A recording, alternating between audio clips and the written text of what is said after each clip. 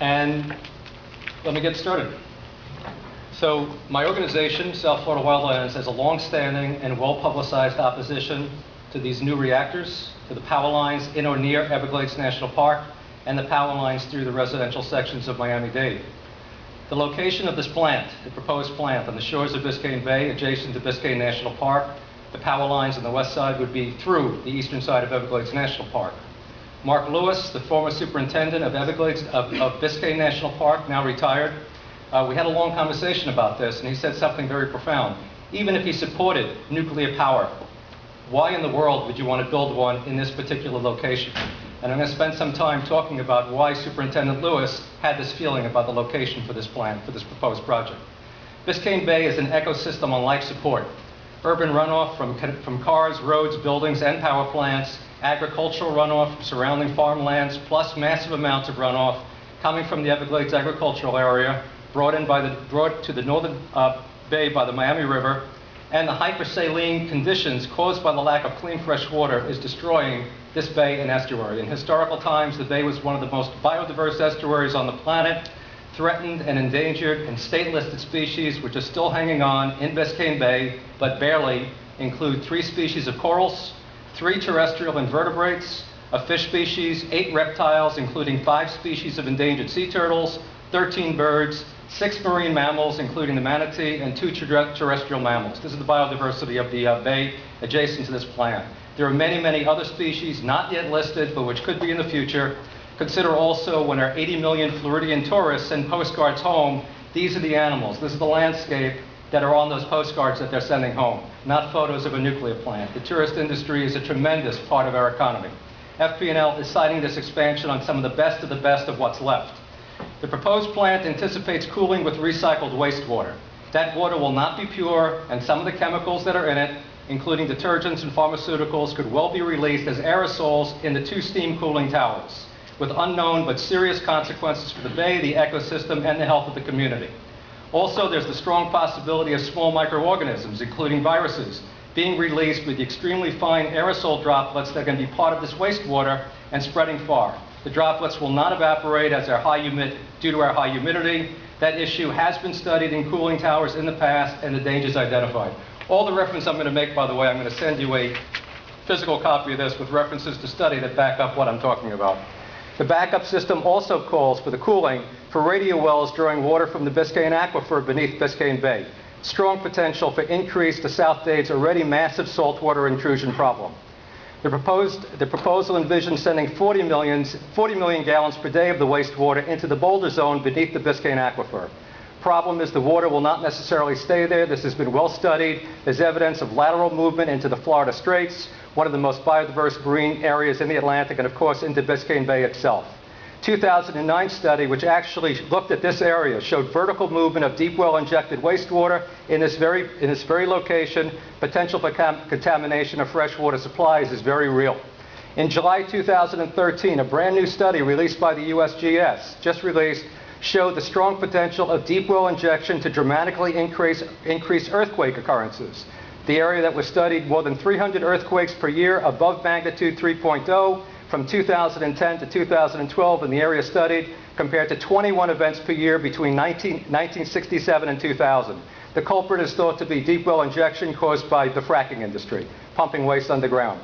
Florida is not in a known seismic area, but seismic events have occurred on the peninsula, and the very fact that Florida was once part of Northwest Africa shows the movement of the peninsula that has occurred in geological time. There is risk. We also dump hundreds of millions of gallons of municipal wastewater per day in deep well injection wells, adding to the underground pressure. The boulder zone is not of infinite capacity. Other risks include the thousands of pounds of still radioactive spent fuel rods piling up on the shores of Biscayne Bay even right now in either pools or dry caskets. There is no way to move them for long-term storage. And the expansion will dramatically increase the amount of rods piling up in that location. The half-life of U-235, the hard-to-find but fissionable isotope of uranium, which has to be refined from the usual uranium that's found in nature, and which makes both nuclear reactors and bombs do their thing, has a half-life of over 700 million years. So even after 700 million years, it's still half as radioactive as when it was put into storage. It's a dangerous, toxic substance. The safety record of this company with regard to FPL and regard to nuclear power in this particular site, Turkey Point, is not great. Over 3 million people live within the 50-mile ingestion zone. Ingestion zone, that's a term of the NRC, and they cannot be evacuated quickly and easily. Here's the NRC report from the effects of Hurricane Andrew that hit the facility, direct hit back in 1992.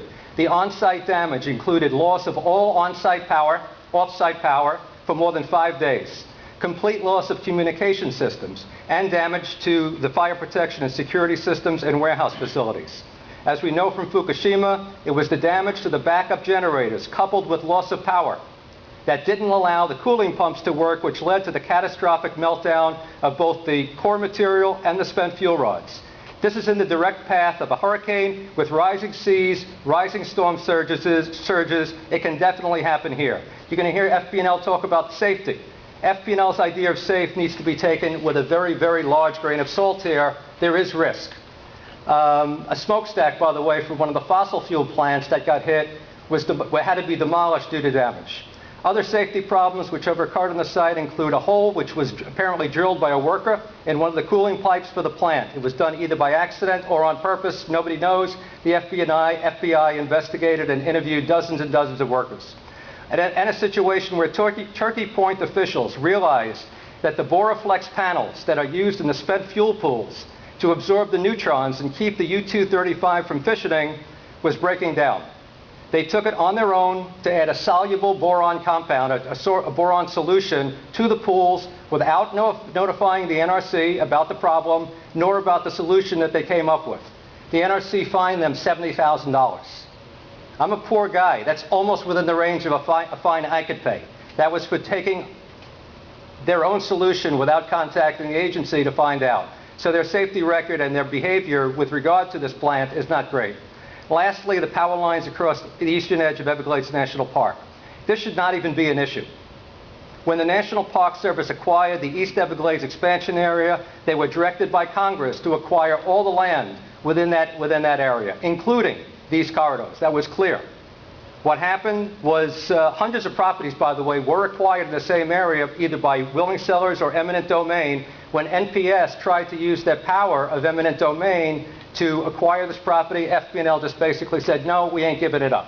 They got a bill from the NPS saying, this is what we'll give you for it. They basically said no. They got 2 senators, Senator Martinez, Senator Nelson, to come up with a bill, and came up with a bill called the Everglades Land Swap, which allowed them to swap out that corridor inside Everglades National Park, and they would take over the eastern side of Everglades National Park in exchange for that corridor.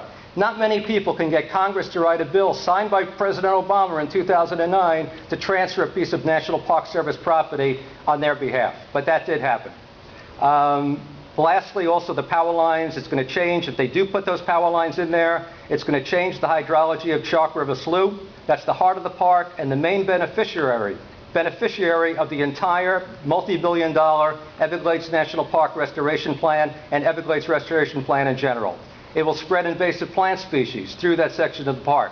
Impacts to avian species in the form of electrocutions and collisions. There are 3 known colonies of wood storks in the vicinity of these power lines that will be impacted. NPS wrote a very long avian impact study that I think you need to look at when looking at this entire project. It will also create a new industrialized eastern horizon for the park, a marred landscape for the thousands, the hundreds of thousands of visitors who visit this area, and that will be an impact whether it's the Everglades National Park corridor or the one further to the east. There's many other projects, many other consequences for this project. We're asking you basically to deny the permit. We think that this project is unsafe, it's ecologically damaging, and not in the public interest. The application for construction and operating license for Turkey Points Units 6 and 7 should be denied. Thank you. Any questions? Thank you. Okay, you're welcome. Commissioner Bob Welch.